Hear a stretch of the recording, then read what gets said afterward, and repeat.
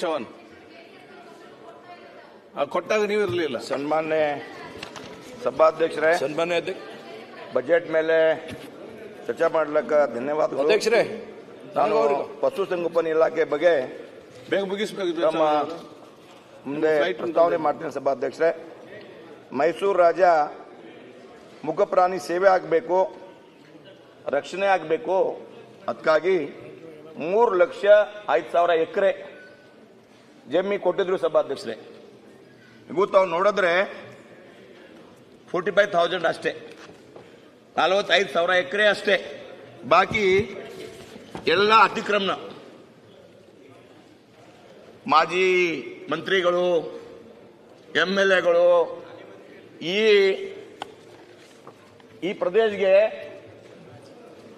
ಮುಖಪ್ರಾಣಿ ನಾವು ಮಂತ್ರಿ ಟೈಮ್ನಲ್ಲಿ ಹೋಗಿದ್ದೀವಿ ಸಭಾಧ್ಯಕ್ಷರೇ, ವಿಸಿಟ್ ಮಾಡಿದ್ದೀನಿ. ಈ ಟೈಮ್ನಲ್ಲಿ ಸರ್ವೆ ಮಾಡಕ್ಕೆ ಕೂಡ ಹೇಳಿದ್ದೀವಿ. ಸರ್ವೆ ಆಗಿಲ್ಲ ಸಭಾಧ್ಯಕ್ಷರೇ. ಸರ್ವೆ ಹೋದರೆ MLA ಅವರು ವಿರೋಧ ಮಾಡಿದ್ರು. ನಾವು ಹೆಸರು ಹೇಳಲ್ಲ. ತಮ್ಮ ಮುಖಾಂತರ ಸರ್ಕಾರಕ್ಕೆ ಮನವಿ ಮಾಡ್ತೀನಿ, ಈ ನಮ್ಮ ಜಾಗ ಉಳಿಸಬೇಕು, ಮುಖಪ್ರಾಣಿ ಸೇವೆ ಆಗಬೇಕು. ಅದಕ್ಕಾಗಿ ತಮ್ಮದು ವಿನಂತಿ ಸಭಾಧ್ಯಕ್ಷರೇ. ಆಮೇಲೆ ಜೊತೆಗೆ ಈ ದೇಸಿ ಜಾನುವಾರು ತಳಿ, ಆಮೇಲೆ ಕಿಲ್ಲಾರಿ, ಅಮೃತ್ ಮಹಲ್, ದೇವ್ನಿ ಬಂದ್ ಆಗ್ತಾ ಇದೆ ಸಭಾಧ್ಯಕ್ಷರೇ. ಅದಕ್ಕಾಗಿ ನಮ್ಮ ಈ ಅಮೃತ್ ಮಹಲ್ ಕಾಲ್ ಉಳಿಸಬೇಕು. ಅದಕ್ಕಾಗಿ ತಮ್ಮ ವಿನಂತಿ ಸಭಾಧ್ಯಕ್ಷರೇ. ಆಮೇಲೆ ನಮ್ಮ ಸರ್ಕಾರ ಟೈಮ್ನಲ್ಲಿ ಗೋ ಹತ್ಯೆ ನಿಷೇಧ ಕಾನೂನು ಆಯಿತು ಸಭಾಧ್ಯಕ್ಷರೇ. ಈಗ ನೋಡಿದ್ರೆ ರೋಜಗಾಸ್ವಾದಿ ಹತ್ಯೆ ಆಗ್ತಾ ಇದೆ ಮುಖಪ್ರಾಣಿಗೆ. ನಮ್ಮ ಸರ್ಕಾರದಲ್ಲಿ ಚೆಕ್ ನಾಕ ಚಾಲು ಮಾಡಿದ್ದೀನಿ, ಚೆಕ್ ನಾಕ ಬಂದ್ ಆಗಿದೆ ಸಭಾಧ್ಯಕ್ಷರೇ. ಆಮೇಲೆ ನಮ್ಮ ಪ್ರಾಣಿ ಸಹಾಯವಾಣಿ ಕೇಂದ್ರ, ರೈತರು ಸಂಪೂರ್ಣ ಮಾಹಿತಿ ಸಿಗಬೇಕು ರೈತರಿಗೆ. ಓಕೆ, ಅದಕ್ಕಾಗಿ ಪ್ರಾಣಿ ಸಹಾಯವಾಣಿ ಕೇಂದ್ರ ಪ್ರಾರಂಭ ಮಾಡಿದೀವಿ ಸಭಾಧ್ಯಕ್ಷರೇ. ಈ ಸರ್ಕಾರ ಬಂದ್ ಆಗಿದೆ. ಆಮೇಲೆ ಪ್ರಾಣಿ ಕಲ್ಯಾಣ ಮಂಡಳಿ ಈ ಕೂಡ ಸ್ಕೀಮ್ ಬಂದ್ ಆಗಿದೆ ಸಭಾಧ್ಯಕ್ಷರೇ. ಆಮೇಲೆ ವಿಶೇಷವಾಗಿ 1962 ಆಂಬ್ಯುಲೆನ್ಸ್ ನಮ್ಮ ಅವಧಿಯಲ್ಲಿ 275 ಪ್ರತಿ ತಾಲೂಕಿಗೆ ಆಂಬ್ಯುಲೆನ್ಸ್ ಕೊಟ್ಟಿದ್ದೀನಿ ಸಭಾಧ್ಯಕ್ಷರೇ. ಇವತ್ತು ನೋಡಿದ್ರೆ ನಾವು ಆಂಬ್ಯುಲೆನ್ಸ್ ಓಡಾಡ್ತಾ ಇಲ್ಲ.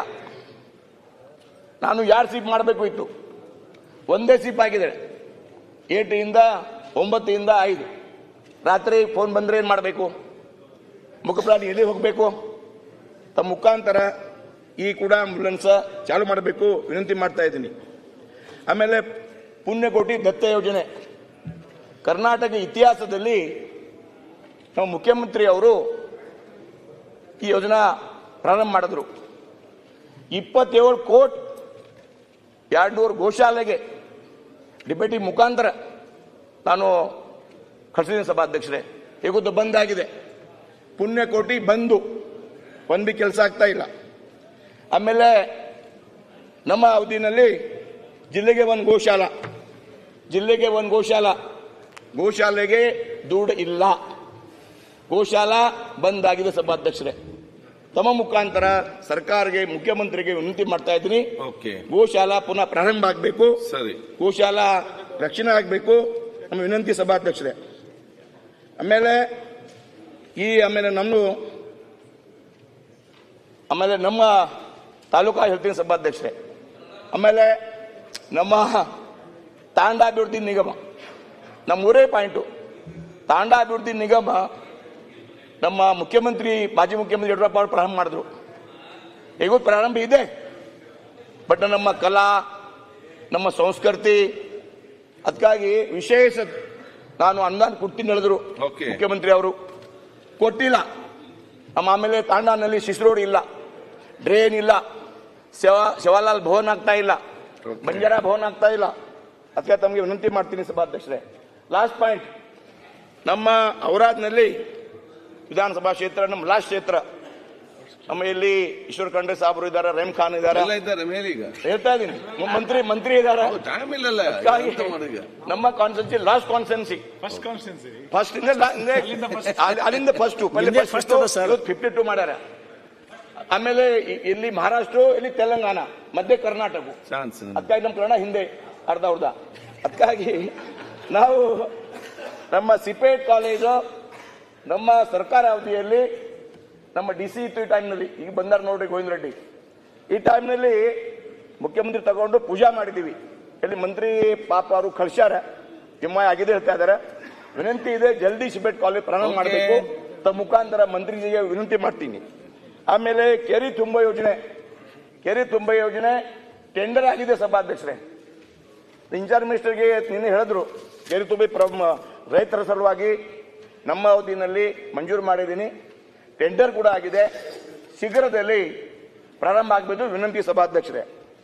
ಆಮೇಲೆ ಕಾರಂಜಾಯಿಂದ ಔರಾದ್ ಪಟ್ಟಣಗೆ, ಕಮಾನಗರ್ ಪಟ್ಟಣಗೆ ಕುಡ್ಲಿಕ್ಕೆ ನೀರು ಬಹಳ ದಿವಸದಿಂದ ಬೇಡಿಕಿತ್ತು, 30 ವರ್ಷದಿಂದ ಮಂಜೂರು ಆಗಿದೆ, ಟೆಂಡರ್ ಆಗಿದೆ, ಜಲ್ದಿ ಪ್ರಾರಂಭ ಮಾಡಬೇಕು ನಮ್ಮ ವಿನಂತಿ ಇದೆ ಸಭಾಧ್ಯಕ್ಷರೇ. ಆಮೇಲೆ ಕೊನೆಗೆ ನಮ್ಮ ಜಲ್ ಜೀವನ್ ಮಿಷನ್ JJM ನಮ್ಮ ಪ್ರಧಾನಮಂತ್ರಿ ಅವರು ನಲ್ ಸೆ ಜಲ್ JJM ಸ್ಕೀಮ್ನಲ್ಲಿ ನಮ್ಮ 276 ವರ್ಕ್ ಇದೆ ಸಭಾಧ್ಯಕ್ಷರೇ. ಆಮೇಲೆ ನಮ್ಮ ಕಡೆ ನೀರಿನ ಪಾತ್ರೆ ಬಹಳ ಡೀಪ್ ಇದೆ, 600-500 ಮಾಡಬೇಕು ಅಂದ್ರೆ ನೀರು ಸಿಗಲ್ಲ. 276 ವರ್ಕ್ನಲ್ಲಿ 40-60 ವರ್ಕ್ ಅಷ್ಟೇ, ಬಾಕಿ ಎಲ್ಲ ಕಳಪೆ ಆಗಿದೆ. ನಾನು ಮಂತ್ರಿಗೆ ಪತ್ರ ಬರೆದೀನಿ, ಇನ್ಚಾರ್ಜ್ ಮಿನಿಸ್ಟ್ರಿಗೆ ಪತ್ರ ಕೊಟ್ಟಿದ್ದೀನಿ. ಅಧಿಕಾರಿ ಮತ್ತು ಕಾಂಟ್ರಾಕ್ಟರ್ ಸೇರಿ ಸರಿ ಕೆಲಸ ಆಗಿಲ್ಲ. ಇವತ್ತು ಬಹಳ ಅಹಂಕಾರ ಆಗ್ತಾ ಇದೆ. ನೀರಿನ ಸಲುವಾಗಿ ಡೈಲಿ ಫೋನ್ ಬರ್ತಾ ಇದೆ, ತಾವು ಇಂದು ದುಡ್ಡು ಕೊಡ್ತಾ ಇಲ್ಲ, ಸರ್ಕಾರ ದುಡ್ಡು ಕೊಡ್ತಾ ಇಲ್ಲ, ಟ್ರಾನ್ಸ್ಪೋರ್ಟ್ ಹೇಳ್ತಾ ಇದ್ದಾರೆ, ದುಡ್ಡು ಕೊಡ್ತಾ ಇಲ್ಲ. ನಾನು ಜಾಸ್ತಿ ಟೈಮ್ 10 ನಿಮಿಷ ಆಗಿಲ್ಲ, ನಾನು ಜಾಸ್ತಿ ಮಾತಾಡಲ್ಲ, ಬಟ್ 2 ಮಿನಿಟ್ಸ್ ಮಾತಾಡ್ತಾ ಇದ್ದೀನಿ. ನಮ್ಗೆ ತಾವು ನಮ್ಮ ಸ್ನೇಹಿತರು, ಅದಕ್ಕಾಗಿ ನಮ್ಮ 276 ವರ್ಕ್ ನಲ್ಲಿ 60 ಅಷ್ಟೇ ಚೆನ್ನಾಗಿದೆ, ಬಾಕಿ ಎಲ್ಲ ಕಳಪೆ ಆಗಿದೆ.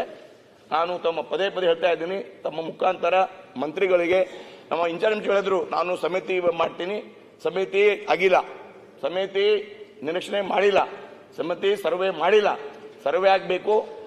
ನಮ್ಮ ಭಾಗಕ್ಕೆ ಬಹಳ ಪ್ರಾಬ್ಲಮ್ ಇದೆ, ರೈತರಿಗೆ ಕುಡ್ಲಿಕ್ಕೆ ನೀರಿಲ್ಲ. ಅದಕ್ಕಾಗಿ ತಾವು ತಮ್ಮ ಮುಖಾಂತರ ಸರ್ಕಾರಕ್ಕೆ ವಿನಂತಿ ಮಾಡ್ತೀನಿ, ನಮ್ಮ JJM ಕೆಲಸ ಸರಿಯಾಗಿ ಆಗಬೇಕು, ಆಮೇಲೆ ಕ್ವಾಲಿಟಿ ಕೆಲಸ ಆಗಬೇಕು ವಿನಂತಿ ಮಾಡ್ತಾ ಇದ್ದೀನಿ. ಸಭೆ ಮುಗಿತು, ನಮ್ದು ಸಭೆ ಮುಗಿತು. ನಮಸ್ಕಾರ, ಧನ್ಯವಾದ, ಥ್ಯಾಂಕ್ ಯು. ಮಹೇಶ್ ತೆಂಗಿನಕಾಯಿ, ನೆಕ್ಸ್ಟ್ ಕುಣಿಗಲ್ ರಂಗನಾಥ್, ಮಾನ್ಯ ಅಧ್ಯಕ್ಷರೇ, ರಘುಮೂರ್ತಿ, ದೆನ್ ಭಾಗೀರಥಿ ಬೆಲ್ಲ ಕೊಡ್ತಾರೆ, ಗಡಿಬಿಡಿ ಯಾಕೆ ಮಾಡ್ತಿಲ್ಲ? ಆಯ್ತಲ್ಲ, ಮುನಿರಾಜು, ಚಂದ್ರಮೌಳಿ, ಸನ್ಮಾನ್ಯ ಅಧ್ಯಕ್ಷರೇ, ಯಾಕೆ ಗಡಿಬಿಡಿ ಮಾಡ್ತೀರಿ ನೀವು? ಬಜೆಟ್ ಮೇಲೆ ಮಾತಾಡಕ್ಕೆ ಕೊಟ್ಟಿದ್ದಕ್ಕೆ ತಮಗೆ ಸಲ್ಲಿಸ್ತಾ, ಪ್ರಸಕ್ತ ಸಾಲಿನ ಬಜೆಟ್ ಇದೊಂದು ಜನ ವಿರೋಧಿ, ರೈತ ವಿರೋಧಿ ಹಾಗೂ ಬಜೆಟ್ ಆಗಿ ಪರಿವರ್ತನೆ ಆಗಿದೆ. ಸನ್ಮಾನ್ಯ ಅಧ್ಯಕ್ಷರೇ, ಇವತ್ತು ಕೇಂದ್ರ ಸರ್ಕಾರಕ್ಕೆ ಬೊಟ್ಟು ಮಾಡೋದನ್ನು ಬಿಟ್ಟು ಅಭಿವೃದ್ಧಿ ಪರವಾಗಿ ಯಾವುದೇ ಮಾತನ್ನು ಕೂಡ ಇವತ್ತು ಸರ್ಕಾರ ಮಾಡ್ತಾ ಇಲ್ಲ. ಅದರ ಜೊತೆಗೆ ಕೇವಲ ಅಲ್ಪಸಂಖ್ಯಾತರ ತುಷ್ಟೀಕರಣ ನೀತಿಯನ್ನ ಇವತ್ತು ಬಜೆಟ್ನಲ್ಲಿ ಎದ್ದು ಕಾಣತಕ್ಕಂಥದ್ದನ್ನು ನಾವು ನೋಡಿದ್ದೇವೆ. ಸನ್ಮಾನ್ಯ ಅಧ್ಯಕ್ಷರೇ, ಪ್ರಧಾನಮಂತ್ರಿ ನರೇಂದ್ರ ಮೋದಿಯವರು ಘೋಷಿಸಿರುವ ಹಾಗೆ ಅತಿ ಹಿಂದುಳಿದ ಪ್ರದೇಶಗಳಿಗೆ ಸಾಮಾಜಿಕವಾಗಿ, ಶೈಕ್ಷಣಿಕವಾಗಿ ಮತ್ತು ಆರ್ಥಿಕವಾಗಿ ಸಮತೋಲನವನ್ನು ಕಾಪಾಡಿಕೊಂಡು ಬಂದು ಸಮಾನ ಅವಕಾಶವನ್ನು ಕೊಡಬೇಕನ್ನುವಂಥದ್ದನ್ನು ಸನ್ಮಾನ್ಯ ಪ್ರಧಾನಮಂತ್ರಿಗಳು ಹೇಳಿದ್ದಾರೆ. ಅದರ ಜೊತೆಗೆ ಕೇಂದ್ರ ಸರ್ಕಾರ ಕೊಡ್ತಿರ್ತಕ್ಕಂಥ ಅನೇಕ ಅನುದಾನಗಳನ್ನು ಮರೆಮಾಚಿ ಇಂದು ಕೇವಲ ರಾಜ್ಯದ ಅನುದಾನವೆಂದು ಜನರ ದಾರಿಯನ್ನು ತಪ್ಪಿಸ್ತಕ್ಕಂಥ ಕೆಲಸ. ಉದಾಹರಣೆಗೆ ಜಲ್ ಜೀವನ್ ಮಿಷನ್ ಆಗಲಿ, 5 kg ಅಕ್ಕಿ ಯೋಜನೆ ಆಗಲಿ, ಉದ್ಯೋಗ ಖಾತ್ರಿ ಯೋಜನೆ, ಸ್ಮಾರ್ಟ್ ಸಿಟಿ, ಅಮೃತ್ ನಗರದ ಯೋಜನೆ, ಹೀಗೆ ಹಲವಾರು ಯೋಜನೆಗಳು ಕೇಂದ್ರದಿಂದ ಬಂದರೂ ಕೂಡ ಇವತ್ತು ಅವನ್ನ ರಾಜ್ಯ ಸರ್ಕಾರ ಎಲ್ಲಿ ಕೂಡ ಹೇಳುವಂಥದ್ದನ್ನು ಮಾಡ್ತಾ ಇಲ್ಲ. ಸನ್ಮಾನ್ಯ ಅಧ್ಯಕ್ಷರೇ, ಇವತ್ತು ಹುಬ್ಳಿ ಧಾರವಾಡ ಆಗಲಿ, ಬೆಳಗಾವಿ ಆಗಲಿ ಪ್ರಮುಖ ನಗರಗಳಿಗೆ ಜೂನ್ಲಿಂದ ನಮಗೆ LNTದು ಏನೋ ನೀರಿನ ವಾಟರ್ ಸಪ್ಲೈ ಇತ್ತು, ಜೂನ್ 25ಕ್ಕೆ ಮುಗಿತೈತೆ ಅಂತಕ್ಕಂಥದ್ದನ್ನು ಹೇಳಿದ್ದಾರೆ. ಆದರೆ ಇದು ಯಾವುದಕ್ಕೂ ಕೂಡ ಸತ್ಯಾಂಶ ಇಲ್ಲ. ಇದು ಯಾವುದು ಜೂನ್ 2025 ಜೂನ್ ಒಳಗೆ ಮುಗಿಯಕ್ಕೆ ಸಾಧ್ಯ ಇಲ್ಲ ಅನ್ನೋಂಥದ್ದನ್ನು ಹೇಳ್ತೇನೆ. ಯಾಕಂದ್ರೆ ಬಹಳಷ್ಟು ಸಮಸ್ಯೆಗಳು ಅಲ್ಲಿ ಉದ್ಭವ ಆಗ್ತಾ ಇದ್ದಾವೆ. ನೀರು ಇವತ್ತು ಬಹಳಷ್ಟು ಈಗ ಬೇಸಿಗೆ ಕಾಲ ಪ್ರಾರಂಭ ಆಗ್ತಾ ಇದೆ, ನೀರಿನ ಕೆಪಾಸಿಟಿ ಕೂಡ ಹೆಚ್ಚಿಗೆ ಆಗ್ತಾ ಇದೆ ಅನ್ನೋಂಥದ್ದನ್ನು ಕೂಡ ಈ ಸಂದರ್ಭದಲ್ಲಿ ಹೇಳಕ್ಕೆ ಇಚ್ಛೆ ಪಡ್ತೇನೆ. ಸನ್ಮಾನ್ಯ ಅಧ್ಯಕ್ಷ,